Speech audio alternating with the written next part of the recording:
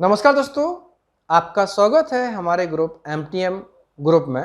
दोस्तों, ये जो एमटीएम ग्रुप है, एमटीएम ग्रुप एक प्रकार से एक प्रेरणा के माध्यम से मिला। पहले एक प्रेरणा है, प्रेरणा के बाद ही एमटीएम ग्रुप की कल्पना हुई। एमटीएम ग्रुप एक ऐसा ग्रुप है जो एजुकेशन इंडस्ट्री और सोशल एक्टिविटीज़ के लिए काफ़ी एक्टिव है और फ्यूचर के लिए काफ़ी कमिटेड है। दोस्तों, इसकी प्रेरणा कैसे मिली उसके बारे में आपको इसकी स्टोरी बताता हूँ, इंस्पिरेशन बताता हूँ कैसे प्रेरणा मिली। एमटीएम ग्रुप एक्चुअली पिताजी को डेडिकेट किया गया है। पिताजी का नाम था Shri Mohanlal tailor master. Tailor master इसलिए मैंने इसमें यूज किया क्योंकि एक्चुअली वो अपने मेन नाम से ज़्यादा टेलर मास्टर के नाम से जाने जाते थे।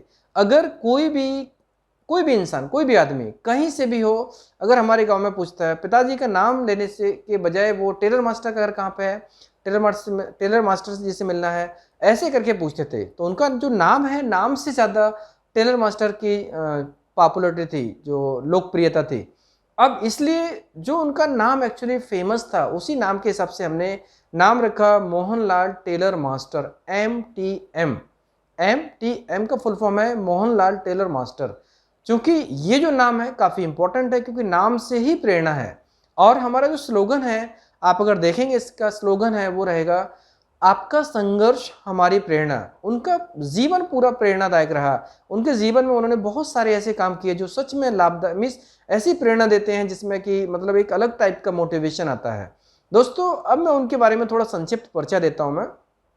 उनका जन्म 8 जून 1955 को हमारे गांव करौते में हुआ था। और उनके पिताजी का नाम था श्री गोकुल प्रसाद और उनके दादाजी का नाम था श्री बिंदुले प्रसाद। एक छोटी सी फैमिली थी, एक छोटा सा परिवार था। परिवार में ही उनकी परवरिश हुई। बचपन से काफ़ी ब्रिलियंट थे, काफ़ी होशियार थे। और उन्होंने पढ़ाई की, जब तक पढ़ाई की तब तक काफ़ी अच्छा मिस उनके नंबर्स आए, काफ़ी होशियार थे, उसके हिसाब से उनके नंबर्स आए।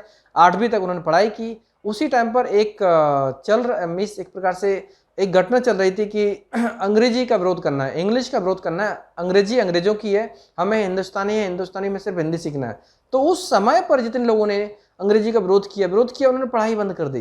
पढ़ाई बंद की, इसका इफेक्ट ये पड़ा कि सब लोग फेल हो गए, पढ़ाई नहीं हुई, आगे लोगों का इंटरेस्ट कम हो गया, हिंदी से उस लेवल पर नहीं पहुंच पाए। फिलहाल 8वीं तक पिताजी ने पढ़ाई की थी।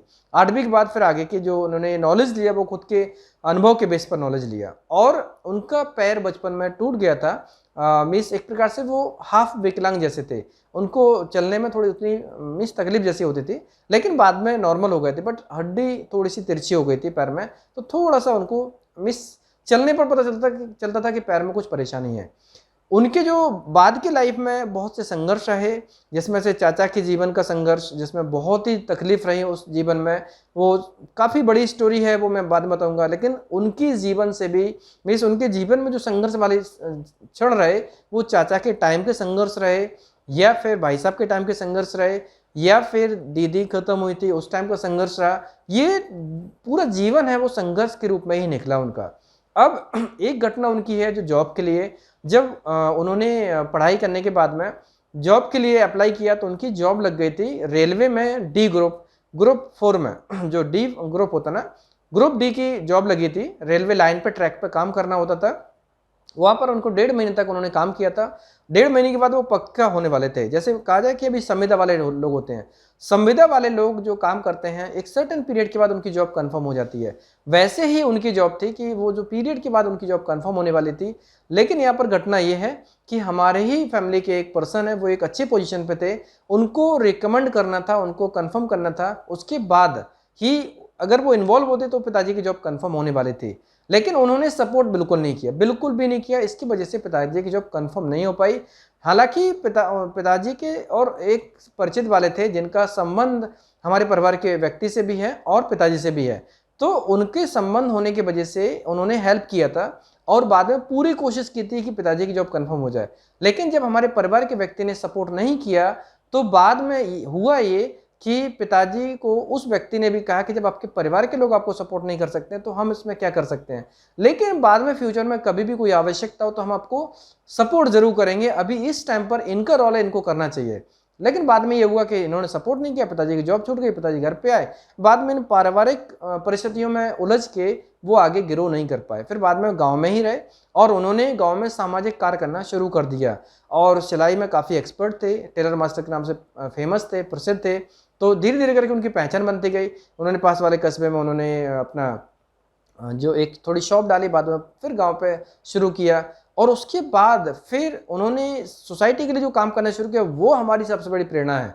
प्रेरणा कैसे, मैं आपको 5 ऐसे काम बताता हूं जो उन्होंने किए थे और एक्चुअली लोगों के लिए असंभव था ऐसे काम करना। 5 काम मैं आपको गिनाता हूं। पहला काम ये कि हमारे गांव में आधे गांव में लाइट थी, आधे गांव में लाइट नहीं थी। लाइट मतलब इलेक्ट्रिसिटी, बिजली नहीं थी हमारे आधे गांव में। तो आधे गांव में लाइट लाने का श्रेय पिताजी को जाता है। पिताजी के प्रयासों से ही आधे गांव में लाइट आई और उसमें भी कुछ अज्ञानी लोगों ने विरोध किया था, बट उनके विरोध करने के बावजूद भी वो लाइट लगी। अज्ञानी लोगों ने विरोध किया था कि नहीं ये करेंगे इनका नाम बढ़ जाएगा, ऐसा है वैसा है। कुछ घर के लोग ही होते हैं, आसपास के लोग होते हैं जो अपने एक्चुअली देखने में अपने होते हैं लेकिन अपने नहीं होते, ऐसे कई लोगों ने विरोध किया था। बट विरोध के बावजूद भी उन्होंने लाइट लेके आए, बिजली लेके आए। ये उनकी पहली अचीवमेंट थी, पहला बहुत बड़ा काम था हमारे गाँव के लिए। दूसरा उनका काम था, उन्होंने हमारे गाँव में 7 हैंडपंप लेके आए। जो सरकारी हैंडपंप होते हैं ना, सरकारी हैंडपंप वैसे तो सरकार की तरफ से आते हैं लेकिन उसके लिए जो प्रस्ताव डालना होता है, सरकार से पास करवाना होता है, ऐसे 7 हैंडपंप पिताजी हमारे गांव में लेके आए। जबकि देखा जाए तो ना तो वो सरपंच थे, ना कोई मंत्री थे, ना कोई सरकारी जॉब में थे, कुछ भी नहीं थे, फिर भी उन्होंने ये काम को अंजाम दिया। इलेक्ट्रिसिटी लाना, बिजली लाना एक बहुत बड़ी बात है। जब अगर कोई व्यक्ति सरपंच भी ना हो, मिनिस्टर भी ना हो, बीडीओ भी ना हो, कोई सरकारी पोजीशन पे भी ना हो और कहा जाए तो प्राइवेट सेक्टर में भी बहुत बड़ी पोजीशन पे ना हो, फिर भी उन्होंने ये काम किया, ये बहुत अचीवमेंट वाली बात है। तीसरा उनका सबसे बड़ा काम था, वो 11 खंबे लेके आए थे, लाइट के 11 खंबे लेके आए थे। तो 11 खंबे जो लगे हैं ना, वो 11 खंबे एक्चुअली उन्हीं की ही देन है, उन्हीं के प्रयासों का फल है कि वो 11 खंबे आए थे और लाइट, बीच में ट्रांसफार्मर भी एक लेके आए थे। जो ट्रांसफार्मर खराब हो गया तो ट्रांसफार्मर की मंजूरी जो लेके आए थे वो पिताजी ही लेके आए थे। तो ट्रांसफार्मर की जो मंजूरी ली थी, लाइट के खंबे लाना और लाइट की परमिशन लेना, ये एक बहुत बड़ा काम था। उसके अलावा उन्होंने एक हॉस्पिटल की परमिशन ली थी, हॉस्पिटल भी लेके आए थे। गांव में एक स्वास्थ्य केंद्र के लिए उन्होंने हॉस्पिटल के लिए मंजूरी भी ले ली थी। किसको कितने बंदे रखना है, कितनी पोजीशन होंगी, कितनी सैलरी मिलने वाली है, कौन रहेगा, सिर्फ लोगों ने सहयोग नहीं किया जिसकी वजह से जगह नहीं मिली तो स्कूल नहीं, वो क्या नाम, हॉस्पिटल नहीं बन पाया। जबकि देखा जाए तो जो व्यक्ति सरपंच ना हो, मिनिस्टर ना हो, कोई बड़ा नेता ना हो और सरकारी जॉब ना हो, फिर भी अगर कोई हॉस्पिटल लेके आए किसी एक छोटे से गांव में जहाँ पर मात्र 1500 की आबादी है, वो एक बहुत ही बड़ी बात होती है कि उनके प्रयासों का फल था, ये उनका संघर्ष था और डेडिकेशन था। और इसके अलावा उनकी जो चौथी देन ये थी कि उन्होंने हमारे गाँव में एक 300 मीटर का आरसीसी का रोड डलवाया। 300 मीटर का आरसीसी का रोड जो कि बहुत मजबूत तरीके से बनाया गया। 300 मीटर का आरसीसी का रोड पास करवाने का काम पिताजी ने करवाया था। 300 मीटर का जो आरसीसी का रोड है वो रोड भी पास कराया। दोबारा मैं कहूँगा कि ना वो सरपंच थे, ना कोई मिनिस्टर थे, ना सरकारी जॉब में थे, फिर भी उन्होंने ये काम करवाया। और 5वां उनका सबसे बड़ा काम था कि जो सड़क के किनारे प्लॉट एरिया था वहाँ पर लगभग 100 मीटर जैसी जगह पे उन्होंने नाला पास करवाया था। नाला पास अगर सब लोग सहमति देते तो शायद वहाँ पे नाला बन गया होता है, लेकिन लोगों ने, मेन चीज़ क्या होती है कि जो आसपास के लोग होते हैं जिनको हम अपना बोलते हैं वो अपने नहीं होते हैं। वो लोग ये सोचते हैं कि गांव की तो एक संकुचित विचारधारा होती है कि ये आगे निकल जाएंगे, हम पीछे रह जाएंगे, फिर चाहे काम अच्छा हो या बुरा। इसकी वजह से उन्होंने विरोध किया, बहुत सारे लोगों ने विरोध किया। बाद में हुआ ये कि फिर नाला नहीं बना और स्कूल नहीं बना, मतलब हॉस्पिटल नहीं बना। बाकी तीनों काम जरूर हुए, लेकिन उन बाकी के 2 काम को प्रस्ताव पारित करवाया, ये एक बहुत बड़ी बात है। कोई भी इंसान जो ना सरपंच हो, ना बीडीओ हो, ना ही सरकारी जॉब में हो, ना ही कोई मिनिस्टर हो, बहुत बड़ा नेता हो, फिर भी उन्होंने ये काम करवाया। देखा जाए तो एक बहुत बड़ी अचीवमेंट है एक सामान्य इंसान के लिए जिसकी कोई खुद की हैसियत ना हो, छोटा सा घर हो, 20 बाई 20 का छोटा घर हो, वो भी पूरा फुली पक्का भी ना हो और ज़मीन भी ना हो, एक फिक्स नौकरी भी ना हो, गरीबी में समय निकाला हो, और उसके बावजूद भी अगर ये काम करवा ले तो डेफिनेटली एक अविश्वसनीय बात है, अतुलनीय बात है। अब यहाँ पर उनकी इस लाइफ से अगर हमने देखा तो सच में बहुत प्रेरणादायक लाइफ है कि ये 5 काम करवाने के बावजूद भी उनको जो सोसाइटी के प्रति प्रेम बहुत था, वो किसी से नफरत नहीं करते थे। नफरत नहीं करने का ही कारण था कि वो लोगों को उनकी बातों पर उनको क्षमा कर देते, माफ़ कर देते थे। कभी इस चीज़ को नोट नहीं करते थे कि उन्होंने ऐसा बोला, उन्होंने ऐसा बोला। हर चीज़ को करते रहते थे, लोग विरोध करते थे, फिर भी उन्होंने अपने काम को कंटिन्यू रखा। अगर विरोध करने के बावजूद भी अगर रुक जाते तो शायद ये 5 काम नहीं करवाते। नहीं तो सोचो, एक काम करवाया लोगों ने विरोध किया, 2 काम किया लोगों ने विरोध किया, 5 काम हर बार विरोध किया लोगों ने, फिर भी उन्होंने अपने काम को नहीं रोका। तो ये हमारे लिए सबसे बड़ी प्रेरणा है कि लोग विरोध करेंगे फिर भी हम नहीं रोकेंगे, लेकिन समाज का भला जरूर करेंगे। तभी हमने अभी जब उनका पिताजी का ही सपना है पूरा, और जब पिताजी गुजर गए तो उस टाइम पर हमने इस चीज़ की कल्पना की कि पिताजी के ही सपने को हम पूरा आगे बढ़ाएं। तब कल्पना हुई एमटीएम ग्रुप की। दोस्तों, एमटीएम ग्रुप के अंतर्गत जैसे मैंने आपको पहले बताया कि हम स्कूल करने वाले हैं, इसमें एकेडमी करने वाले हैं और ट्रस्ट करने वाले हैं। तो जो प्रेरणा है ये एक्चुअली पिताजी की ही प्रेरणा है। पिताजी की प्रेरणा के ही वजह से हम लोग इस पूरे प्रोजेक्ट को कल्पना कर पा रहे हैं। इसमें हमें पूरी कोशिश करना है, ये हमारे लिए बहुत ही इम्पोर्टेंट प्रोजेक्ट है। इस इम्पोर्टेंट प्रोजेक्ट में सभी लोगों से निवेदन है कि वो लोग मिलजुल के इसमें काम करें, बहुत अच्छा काम करेंगे। दोस्तों, जो भी समय है समय का सदुपयोग करें, और एक चीज़ देखें कि अगर हम किसी की भलाई में थोड़ा सा सहयोग करेंगे तो वो सहयोग थोड़ा नहीं होता, बहुत सहयोग होता है। थोड़ा सहयोग से किसी की लाइफ बनती है, तो हम सबको ऐसा प्रयास करना चाहिए। अब जो स्कूल खुलने वाला है, स्कूल खुलने का मकसद ये है कि कुरौंती को एक अंतर्राष्ट्रीय लेवल पर पहचान दिलवानी है। अब अंतर्राष्ट्रीय लेवल पर पहचान दिलाने के लिए बहुत सारे काम करने होते हैं। स्कूल खोल के सिर्फ फॉर्मेलिटी नहीं करनी है, एकेडमी खोल के सिर्फ फॉर्मेलिटी नहीं करनी है, ट्रस्ट खोल के सिर्फ फॉर्मेलिटी नहीं करनी है, उसमें हम सब लोगों की जिम्मेदारी बढ़ जाती है। जैसे एक छोटा सा सेंटेंस बोलूंगा मैं, पिताजी हमेशा बोलते थे, सत्य परेशान हो सकता है पराजित नहीं। ये बहुत बड़ी बात है, सत्य परेशान हो सकता है पराजित नहीं। अगर इस पूरे सेंटेंस को देखेंगे तो पिताजी की जिंदगी इसी के ऊपर निकली है। इसी सेंटेंस के ऊपर बार बार रिपीट करके एक कॉन्फिडेंस पैदा करना, आत्मविश्वास पैदा करके ही उन्होंने जीवन जिया है। अदरवाइज अगर वे इस सेंटेंस के ऊपर विश्वास नहीं करते तो कई बार उनका मनोबल टूट सकता था और टूट जाता। लेकिन उन्होंने इस सेंटेंस के ऊपर काफी फोकस किया, सत्य परेशान हो सकता है पराजित नहीं। अब यहाँ पर दूसरा पॉइंट, कई बार कई लोगों ने हमें इसके ऊपर बोला कि आप इस छोटे से गांव में स्कूल क्यों डालने वाले हो, इस चीज़ को आप किसी बड़े शहर में करते। दोस्तों, यहाँ पर एक इंपॉर्टेंट चीज़ है, अगर हम बड़े शहर में करते तो छोटे शहर का, छोटे गांव का उद्धार कैसे होगा? जब तक हम कमी को महसूस नहीं करेंगे, जब तक ज़रूरत को महसूस नहीं करेंगे, तब तक विकास नहीं हो सकता, डेवलपमेंट नहीं हो सकता, ग्रोथ नहीं हो सकती है, मानसिकता नहीं बदल सकती है। अशिक्षा तब तक रहेगी, और जब तक अशिक्षित है तब तक ग्रोथ नहीं है। तब तक लोग यही सोचेंगे गांव में क्या रखा, गांव में क्या रखा। दोस्तों, जब तक हम ये सोचेंगे गांव में क्या रखा, तब तक गांव का विकास नहीं हो सकता है। हमें ये सोचना होगा कि गांव में बहुत कुछ है, गांव में शहर से भी ज़्यादा कुछ है। तभी हमने प्लान किया कि हम एमटीएम को शुरू करेंगे तो सिर्फ और सिर्फ पिताजी के जन्म स्थान और कर्म स्थान में ही करेंगे, दूसरी जगह नहीं करेंगे। जहाँ पे पिताजी रहे, जहाँ पे पिताजी की लास्ट समय गुजरा, जहाँ पर उन्होंने लास्ट में खाना खाया, उस ही जगह को हम बहुत इंपॉर्टेंट बनाने वाले हैं और उसी जगह से हमें प्रेरणा मिलने वाली है। दोस्तों, एक बहुत बड़ी बात है, अगर हम देखते हैं गांव में सब लोगों की, बहुत सारे लोगों की जॉब्स हो रहती है, जॉब करके फिर गांव की तरफ फोकस नहीं कर पाते। मैं सब लोगों से निवेदन करूंगा, मैं अभी तक उन्होंने फोकस किया हो नहीं किया हो वो अलग बात है, लेकिन अभी उनसे निवेदन है, जितने भी लोग हमारे इस वीडियो को देख रहे हैं, जितने भी लोग हमारे इस वीडियो को देख रहे हैं दुनिया में किसी भी कोने में हो और वो हमारे गाँव से संबंध रखते हैं, उन लोगों से निवेदन है कि अभी तक अगर उन्होंने हमारे गाँव के लिए नहीं किया तो कोई बात नहीं, अभी एक उचित समय है। अब इस टाइम पर हम सब लोग मिलकर इस गांव को एक अंतर्राष्ट्रीय लेवल पर ले जा सकते हैं। अंतर्राष्ट्रीय लेवल पर कैसे ले जा सकते हैं? एक अच्छी शिक्षा देके, एक अच्छा एनवायरनमेंट देके, लोगों को सपोर्ट करके एक लेवल पे ले जाके हम इस चीज़ को काम कर सकते हैं। इसमें हम सब लोगों को थोड़ा ओपन होना पड़ेगा, मदद करनी पड़ेगी लोगों को, उनको एक परिवार का हिस्सा बना के काम करेंगे तो हमारा गाँव अंतर्राष्ट्रीय लेवल पर डेफिनेटली आ जाएगा।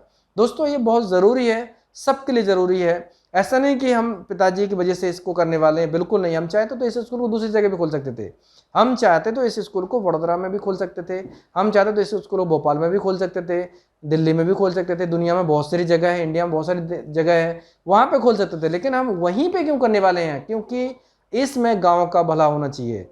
जब ये अंतर्राष्ट्रीय लेवल का स्कूल बनेगा तो ऑब्वियसली जो गांव है, गांव एक सिटी, जो शहर है, शहर से कम नहीं रहेगा, सिटी बन जाएगा। सिटी का मतलब ऐसा है कि सब सुविधाएं होंगी, कई लोगों को रोजगार मिलेगा, और जब लोगों को रोजगार मिलेगा, फ्री नहीं रहेंगे तो वो विकास की तरफ सोचेंगे। ना कि पिछड़ेपन की तरफ सोचेंगे। दोस्तों ये काफ़ी इंपॉर्टेंट है। अगर हम क्रिएटिव होंगे, अगर हमारा दिमाग विकास या तरक्की की तरफ होगा, तो फालतू चीज़ों में हमारी ऊर्जा नहीं जाएगी। अभी इसलिए हमारा निवेदन है सभी लोगों से, जितने लोग चाहते हैं कि गांव का भला हो, उनके घर का भला हो, अड़ोसी पड़ोसी का भला हो, समाज का भला हो, सब लोगों का भला हो, तो इस प्रोजेक्ट में जुड़ के सबको मदद करें, हेल्प करें। और हेल्प में यहाँ पर हमें कोई किसी से पैसे की आवश्यकता नहीं है। इसमें हेल्प का मतलब है कि मोरल सपोर्ट करें, फिजिकल सपोर्ट करें, आइडियाज के ऊपर सपोर्ट करें। जितना सपोर्ट आप कर सकते हो उतना सपोर्ट जरूर करें। दोस्तों सपोर्ट करेंगे तो ये गांव एक अंतर्राष्ट्रीय लेवल पर पहचान लाएगा, और जब अंतर्राष्ट्रीय लेवल पर पहचान लाएगा तो डेफिनेटली हम सब के लिए गर्व की बात होगी। आज का दिन 19 अक्टूबर है। 19 अक्टूबर के दिन हम इस बड़े प्रोजेक्ट का उद्घाटन करने वाले हैं। ये हम सब के लिए गौरव की बात है। और आज से ये दिन जो 19 अक्टूबर है, एक्चुअली 19 अक्टूबर से ज़्यादा इंपॉर्टेंस हम पूर्णिमा को देंगे, जो शरद पूर्णिमा है। शरद पूर्णिमा को हम अपने स्कूल में एज अ प्रेरणा दिवस के रूप में मनाएंगे। हर साल शरद पूर्णिमा को हम एक प्रेरणा दिवस के रूप में मनाएंगे, क्योंकि इसी दिन हमने पिताजी की अस्थियों को स्थापित किया। और अस्थियों को स्थापित करने का मकसद ये है कि हम उनसे हर पल हर क्षण प्रेरणा लेते रहें। और जब हर साल हम इस चीज़ को रिपीट करेंगे तो वो नए साल के लिए, हर साल के लिए एक नई स्फूर्ति जागृत होगी, नई भावना जागृत होगी, नई ऊर्जा जागृत होगी। इसलिए हर साल हम इस दिवस को प्रेरणा दिवस के रूप में मनाएंगे, हर साल शरद पूर्णिमा को। दोस्तों ये बहुत इंपॉर्टेंट चीज़ है हम सब के लिए, और हम आगे चलकर हर एक इम्पोर्टेंट टाइम पर आप सब लोगों को जितना भी हो सकता है वो इंफॉर्मेशन देंगे, जो नई नई चीज़ें हैं, नई नई चीज़ लेके आएंगे, और एक ऐसा वातावरण तैयार करेंगे कि स्कूल अंतर्राष्ट्रीय लेवल पर पहुंच जाए। एकदम नहीं पहुंचेगा, समय लगेगा, 2 साल 3 साल 4 साल 5 साल ये समय लगेगा। और आपको शुरू में जो रिजल्ट मिलेगा वो कम से कम 4-5 साल बाद मिलेगा, लेकिन बहुत ही बेहतरीन तरीके का रिजल्ट मिलेगा। हम सभी लोगों के सहयोग की उम्मीद करते हैं, कामना करते हैं, और ये उम्मीद करते हैं कि हमारा गाँव एक अंतर्राष्ट्रीय लेवल पर पहुंचे, जिसमें हमारे हर एक गाँव के मेंबर का सम्मान हो, सब लोगों का एक बहुत अच्छा उज्जवल भविष्य हो, सब लोग तरक्की करें, बहुत अच्छी लाइफ व्यतीत करें और एक उदाहरण का पात्र बने। समाज सेवा की भावना पिताजी के मन में बहुत पहले से थी, शुरू से ही थी। वो हर एक क्षण कोशिश करते थे जिससे कि दूसरे का नुकसान नहीं होना चाहिए। खुद का नुकसान हो जाए तो चलेगा, लेकिन दूसरे का नुकसान नहीं होना चाहिए। और उनकी ये चीज़ एक मिसाल बन चुकी है। अभी अगर देखा जाए तो उन्होंने जो लाइफ में जितने काम किए हैं, जो भी लोगों को मदद की है, या लोगों ने अगर उनको तकलीफ़ दी है उसको भी उन्होंने भूल के उनको माफ़ कर दिया। तो वो चीज़ों के लिए अगर आप देखते हैं, एक कहावत उनके ऊपर पूरी तरह से चरितार्थ होती है, पूरी तरह से सत्य होती है, उनके ऊपर फिट होती है। कहावत ये है कि बन सको तो बन सहारा बेसहारों के लिए, बन सको तो बन किनारा बेकिनारों के लिए, जो जिए अपने लिए तो क्या जिए, जी सको तो जी हजारों के लिए। दोस्तों ये जो कहावत है, अगर हम सही तरीके से देखें तो ये पूरी की पूरी कहावत पिताजी के ऊपर साबित होती है, चरितार्थ होती है। उनके मन में हमेशा दूसरों की भलाई की ही चलती रहती थी, और वो भलाई करते थे। और ऐसा कई बार ऐसा हुआ कि लोगों ने उनके लिए जो भी काम किया उससे बढ़ के पिताजी ने उनके लिए किया। वो उन्हें कभी भी किसी का नुकसान नहीं किया, और जहाँ पर कभी ऐसा लगा कि किसी का नुकसान है तो खुद का नुकसान बर्दाश्त किया, दूसरे का नुकसान नहीं किया। तो इसीलिए ये कहावत उनके ऊपर पूरी तरह से सत्य होती है कि बन सको तो बन सहारा। उन्होंने कई लोगों की मदद की इसमें, हालांकि बहुत बड़े पैमाने पे नहीं की, छोटे पैमाने पे की है, लेकिन छोटे पैमाने पे भी ये बहुत मायने रखती है। अगर देखा जाए तो उन्होंने जो गाँव के लिए काम किया, वो गाँव के लिए एक व्यक्ति के लिए काम नहीं किया, सबके लिए किया। और एक्चुअली देखा जाए तो जब एक स्टेटस होता है, एक स्तर होता है, उस स्तर पर लोग नहीं सुनते हैं, काम करते हैं, वहाँ पर अधिकारियों से बात करके उन्होंने काम किया। तो ये जो कहावत है, बन सको तो बन सहारा बेसहारों के लिए, इसका मतलब ये है कि अभी जो उनके मन में इच्छा थी वो पूरी इच्छा ये मिशन के तहत हम करेंगे। एमटीएम ग्रुप इस चीज़ को पूरी तरह से करेगा कि बन सको तो बन सहारा बेसहारों के लिए, बन सको तो बन किनारा बेकिनारों के लिए। अभी तक जो लोग लाइफ जीते हैं, सभी लोग अपना अपना जीवन जीते हैं, लेकिन ये जो एमटीएम का उद्देश्य होगा वो सभी उन लोगों के लिए होगा जो उसमें कैपेबल नहीं है, और उनके लिए भलाई का काम करना होगा। एमटीएम ग्रुप एक ऐसा ग्रुप बनने जा रहा है, बनेगा। एमटीएम ग्रुप का जो उद्देश्य है वो उद्देश्य यही है जो इस पूरे के पूरे कहावत के ऊपर फिट हो सके। और सभी लोगों का कल्याण कर सकें, सब लोगों की मदद कर सकें, सब लोगों के जीवन को अच्छा बनाने के लिए हम कोशिश करेंगे। और ये यही उम्मीद के साथ में कि सबका कल्याण हो, सबका उद्धार हो, सबका मंगलमय हो, मंगल हो और सबकी स्वस्थ मुक्ति हो, सभी का कल्याण हो। भवतु सब मंगलं। दोस्तों वीडियो किस तरह अगर पसंद आए तो लाइक कीजिए, कमेंट्स कीजिए, शेयर कीजिए। हमारे वीडियोस को लगातार देखने के लिए चैनल को सब्सक्राइब कीजिए, घंटी वाला ऑप्शन जरूर दबाएं जिससे कि आपको आने वाले सारे वीडियोस के नोटिफिकेशन सबसे पहले मिलेंगे। धन्यवाद।